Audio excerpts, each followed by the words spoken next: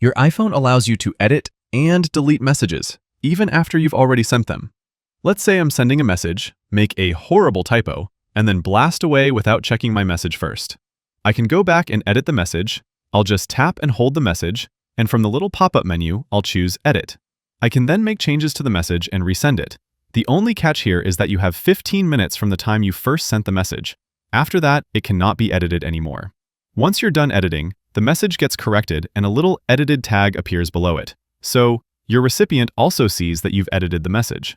If you sent out something completely wrong or texted the wrong person, you can also delete the message.